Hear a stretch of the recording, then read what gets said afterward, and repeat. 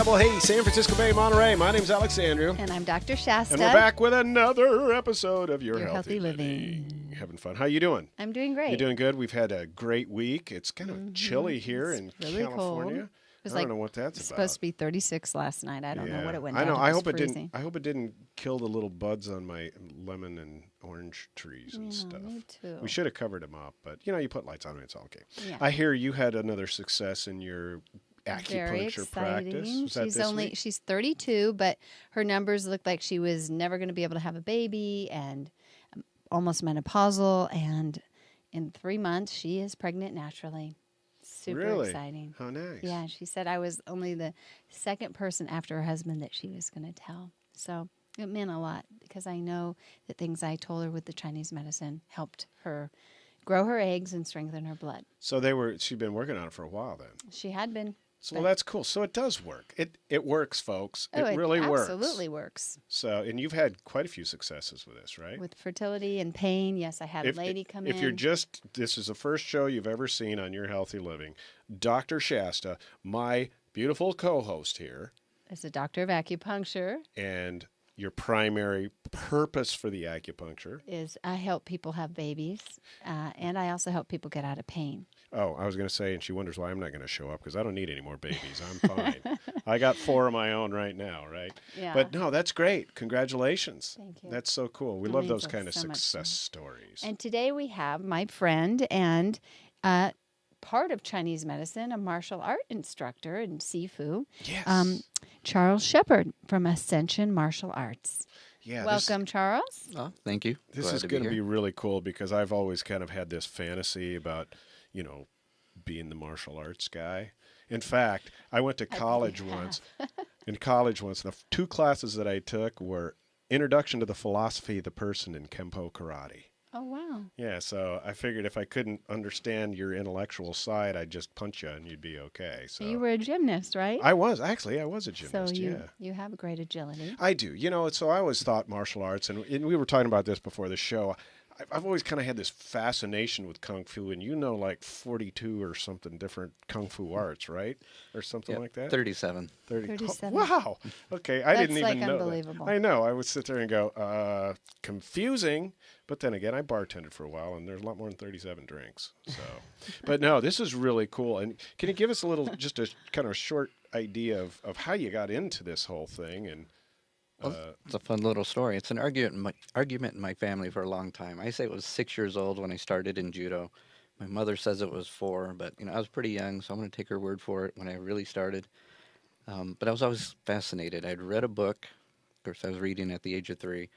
And apparently it's like, okay, judo's going to be my first love. So they found a school, because my parents were intellectuals. They're like, well, we want somebody really smart and plays the piano, accepted by society. Right. And we got a son that loves martial arts. Where'd we go wrong? Oh, my gosh. So they're like, well, let's put him in the judo. He'll burn out, and then, we can have our famous pianist. And I didn't burn out. And we moved an awful lot. So every time we moved, I was in a different martial arts school. So do you play piano? Actually, I do. You do? Oh, that's so cool. See, a musician and Chinese medicine. This is going to be a great show, folks. Mm-hmm. Yeah. You're going to have to stay tuned because we're going to be right back in about 20 seconds? 30 seconds? Something like that. Talking a lot more about 34? Martial arts? Kung 37. Fu? 37. That's just Kung Fu. All martial arts. Oh, all martial. Okay, good. Well, I can't wait to do this. So stay tuned. You're looking at the KIYS Radio Network.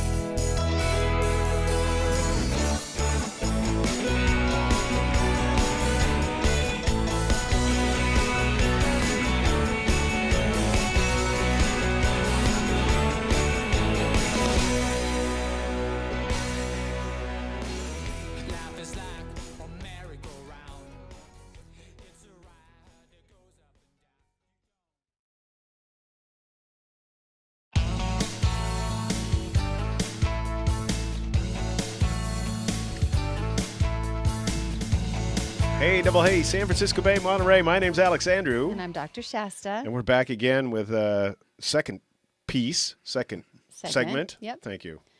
See why she's my co-host. I can't remember words, and she helps me out with here. Sifu Charles Shepard. Yes, this is cool. Can you tell I'm excited? Actually, martial arts are extremely difficult to learn. Yes. They're very precise, and they actually require your mind, body, your spirit to channel the chi or the energy or life force through your body in ways that is pretty much incomprehensible to most Westerners. Right.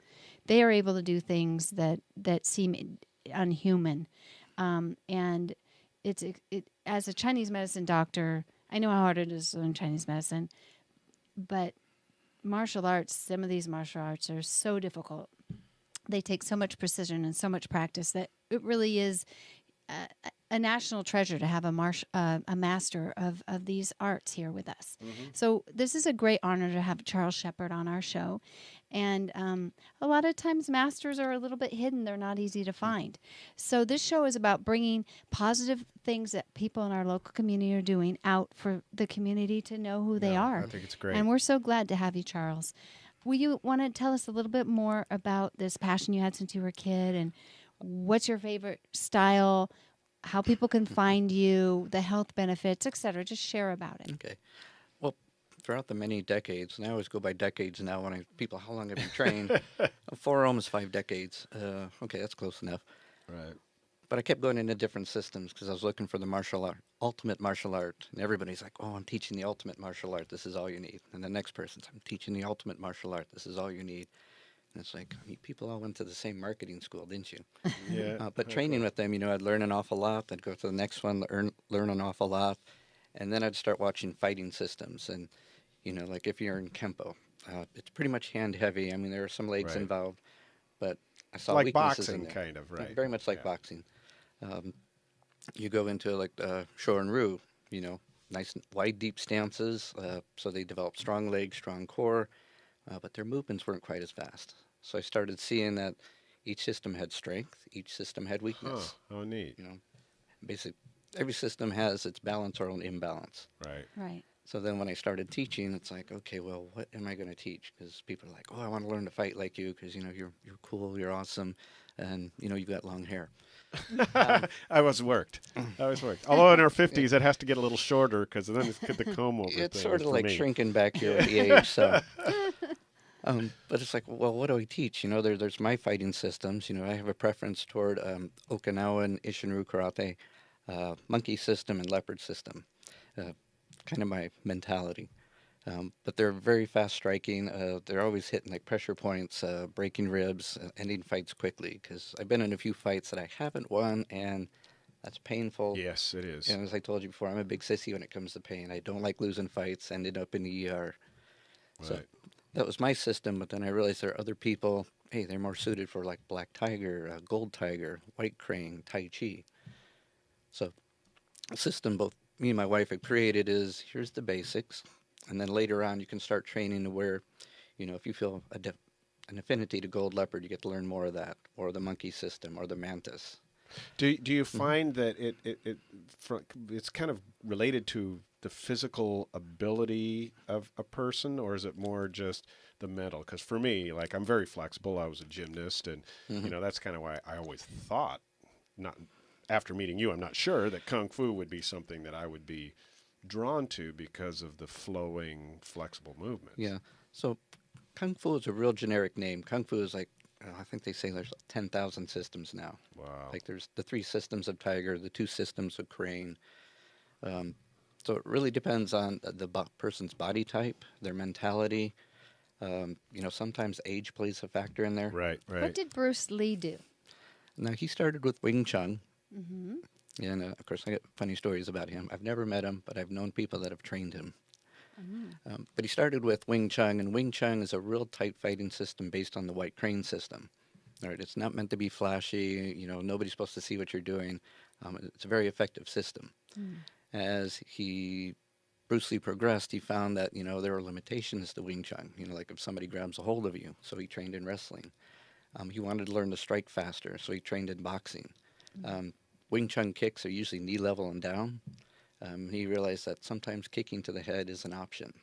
And in essence, white crane would attack the head with the legs. And so he started expanding out into all these different fighting systems and started creating his own Jet Kune Do, the way of the intercepting fist. Mm. The way of the intercepting fist. How come Yeah. I never knew that? I never did. I mean, either. I got the guy's last name, for crying out loud. Yeah. Everybody used to call me Bruce Lee in high school. Wow. You realize that? No, I didn't. I didn't know what the hell I was doing, but it, Wow. anyway. You were a wannabe. I've always been a Wannabe wannabe. Bruce What do you think Lee. I'm on this show? Hello.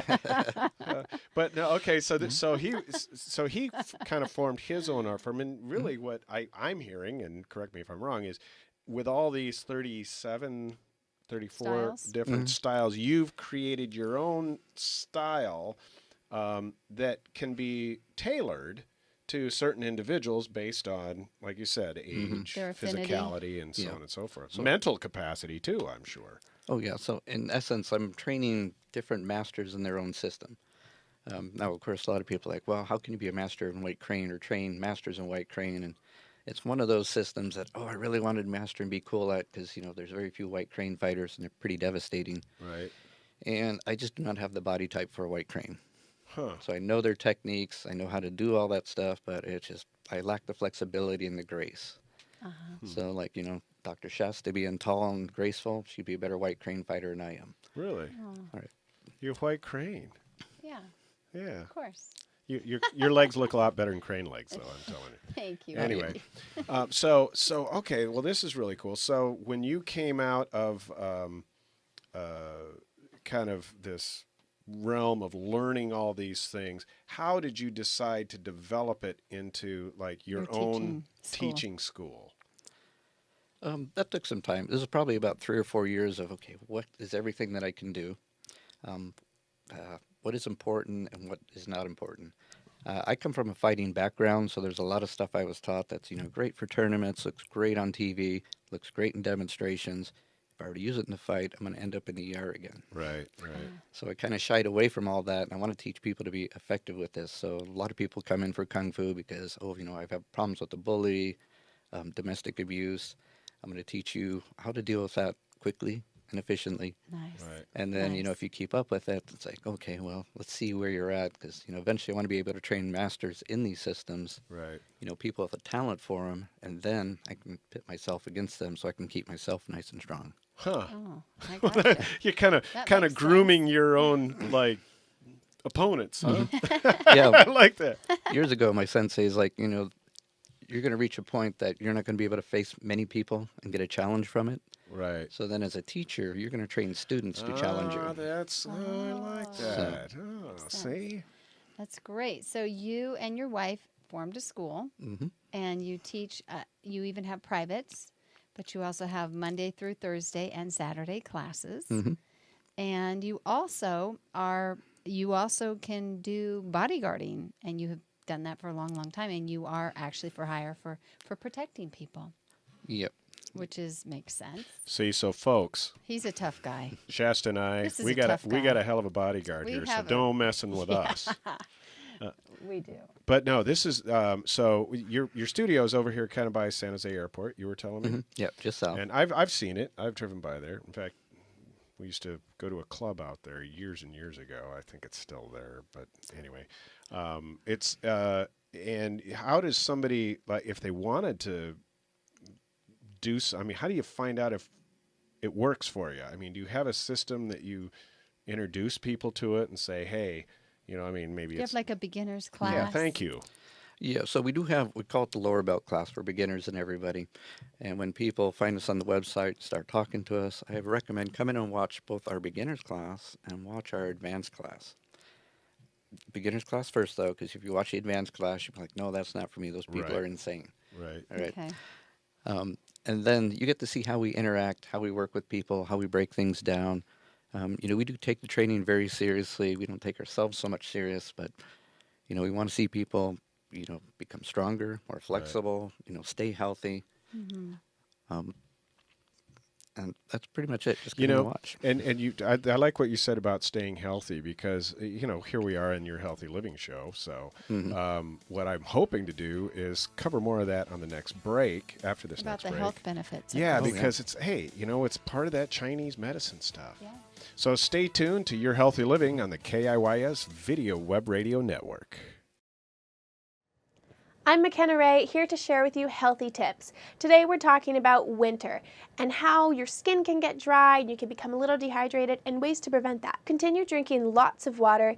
Eat certain fruits and vegetables that have a lot of high water content in them, like berries or cucumbers. Keep lotion around, keep hydrated before you go to bed. Drink lots of glasses of water, or also apply chapstick or your moisturizer, whatever that might be. Another thing during winter is a lot of people tend to get sick and get colds. And part of that has to do with our vitamin D in our body. We don't get as much of that from the sun like we do in the summer, and that is what helps our body absorb the nutrients that we need to fight off these colds. So during winter, take your vitamin D to help absorb the vitamin C and whatever else that it might be that you are taking to help avoid that. Also, keep your probiotics in your body as well, because keeping your gut health is so important. 80% of sicknesses come from our gut health, and if we can boost up the probiotics that we have in our body, then we boost up our health in general. So apply these to your daily life or your weekly routine and watch your life unfold to be happier and healthier.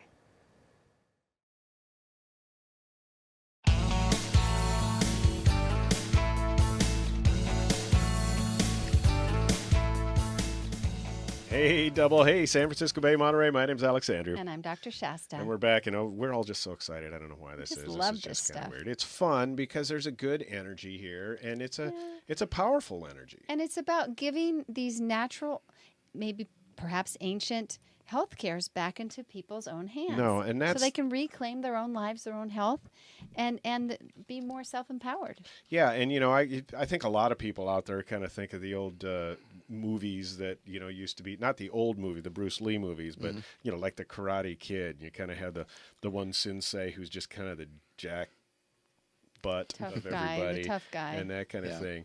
And there's got to be a difference between kind of what's been Americanized as karate as opposed to the old Eastern, which I'm sure that's the 30-some arts that you know about, right? Yeah, actually, originally when karate came to the United States, it was brought back by servicemen, Army, Marines. Oh, really? People that were at war. They were trained, and hey, this is the martial aspect, so I'm going to bring it back. Mm-hmm. And then while they were back, the best way they found to test themselves against everybody else was create tournaments. Of course, when I first started tournaments, everything was bare knuckle. There were no pads. You had mouth guards and a cup. That was like all your safety equipment. Yeah, it was beautiful. Your nose looks a lot better than mine, but I lost a lot but I'm sure. So my teacher taught me to reset nose and elbows and shoulders. But you might have 600 competitors, and one person might get a broken nose, broken jaw, or broken ribs. Right. The last time I fought about 600 competitors, we had 40, 50 people go into the hospital because now we got all this safety equipment, this foam. Very much like boxers, you see, how does a boxer hurt somebody with those big boxing gloves? They wrap their hands. The boxing gloves protect their fist, not their opponent. Right. Huh. So I never thought of it that way. Yeah, so we want to know about what's different about this than regular average exercise or something that you could just do at 24-hour fitness. Why would someone choose this? This is more full body health. I mean, it's nice to go to 24-hour fitness, lift the weights, get stronger. From my perspective, that's like an external aspect. It's like, wearing nice clothes, putting makeup on, getting your hair just right, which I've never understood, but that's why I've never mastered that. Yeah, it's more of a pickup place. It's kind of like the old nightclubs for us back in the 80s, right? You go in to work out. But, it's you and the weights, and, I can appreciate that level of fitness. And I used to train weights well, but when I'd go on trips and journeys, it's like, trying to find a gym I can get into and train. It was always a hassle. With this, we use body weight. We work on functional strength. So, rather than, doing the bench press and, oh, look, I did 365, we're practicing punching wooden blocks, bricks, make sure it's functional strength that if we ever have to strike anybody, it's like we know what it's like. Right. And plus we're always conditioning, so we develop our own weapons so we can bring them on the airplanes and nobody can say anything. Oh, those knuckles are way too big. You can't get on here. Oh, that's why your knuckles are so big. Those are really big knuckles. How did you get your knuckles so big? Punching trees, punching cinder blocks. Oh my god! But don't you break your hand and stuff too? That seems like kind of counterproductive to me. Maybe it's just me, but perspective, yeah, you'd be correct. Hit it as hard as you can, you're going to bust your hand. Even me, with iron bones, I can still break these things. But I trained under KIYS, who taught me the art of developing iron bones, which is he punches firewood every day, 300 times. Wow. He says you don't Moses. punch as hard as you can, but Hard as enough hard to as you're hurt. comfortable with, and it creates micro trauma. Uh-huh. Huh. It's not debilitating, but when it heals stronger. Right. Your bones start to densify, so instead of having like one cell per Kind of square like building inch. calluses around your bone as opposed to on your hands. Wow. So we were talking earlier about like just the Taoist philosophy that is intertwined with truly with martial arts and Chinese medicine, which is about the balance of the yin and the yang, the night, the day, the feminine, the masculine, and do you want to share a little bit about how that is? You use that with your students. Yeah, so originally when people come in, they have their diets, they have their sleep patterns, they come in with all this stuff. And so we put out the program before them, and as you start training, at the beginning it feels like it's a matter of survival. I got to keep up, I got to keep up. It could be anywhere from 6 weeks to maybe 2 years of this kind of stuff, depending on the person. But after a while, you start to see, okay, I'm getting better, I'm getting better. People come in and they can barely do the 10 push-ups, which is our warm-up. They're like, I'm never going to do this. 2 years into it, you might be in a brown belt and be doing 60 push-ups. Right. So they just naturally build their energy over time. Mhm. And how else does it help their health and how else do you see it affecting their lives? Yeah, so in the beginning, it's physical. So, they're redesigning their bodies, they're losing weight, they're dropping dress sizes. They're really excited about that. They get more energy, more strength, more flexibility. Throughout the repetition of training, they start to develop the mental strength, getting into it. That's key, I bet. And, it could be anywhere from 6 months to 2 years into the program where we start working on what we call the spiritual side, the awareness of it.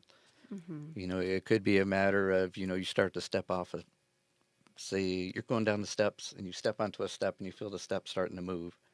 And you're so aware of your surroundings that you adjust your body so the step Right. doesn't break and you don't go falling down the steps. Right. So you expand your awareness. And then this will come into later on because we get questions all the time. It's like, oh, do I have to be a vegan when I first start? It's like, no, don't change anything. Just come in and train. And then people are like, yeah, well, I'm having problems. I'm eating a bunch of meat, but I'm gaining weight. I'm not feeling so well. And it's like, well, let's try the opposite. Let's eat less meat. Right. Right. So it just comes to them because they naturally want to feel better. Well, I think that's it. You start to feel better and you become more aware. As you feel better, become your more mind aware. performs better. I mean, the mind is part of the whole body.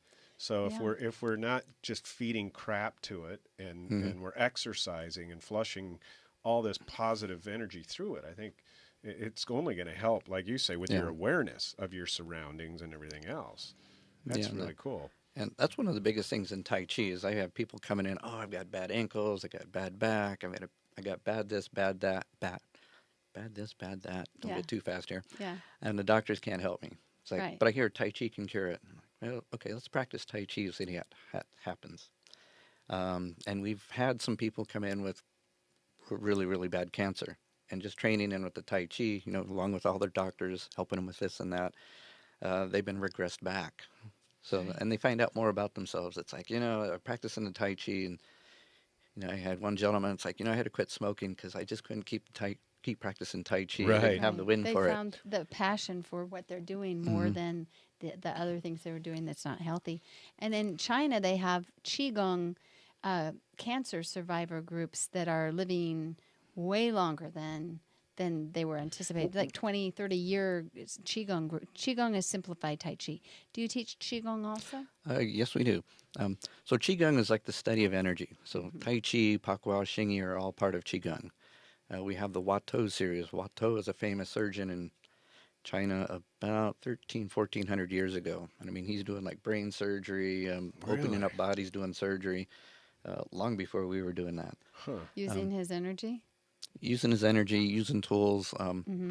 But he designed a program, actually 4 different Qigongs. One is to get you moving, one is to awaken your Qi, one is to move Qi.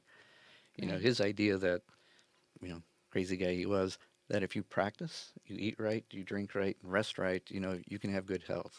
Right. And that's the whole epigenetics thing, which is that when we do healthy things, then the healthy genes turn on and the unhealthy genes turn off. And I think that's why when you talk about, of course, the whole cancer thing and all that kind of stuff, but if if your body, again, is performing, if you keep your body performing, I think a lot of people, of course, it's a devastating thing. Mm-hmm. They kind of just lay down and, want to just, oh, I got to rest. I got to rest. Yeah. And they get depressed. And that's just not healthy. I think that progresses the disease as opposed to helping to push it down by those kinds of activities. Exactly. It's just a downward spiral. Well, I'm going to rest today. And it's the same thing in martial arts. You find that, if I spend an hour training every day, I keep progressing, keep progressing. Right.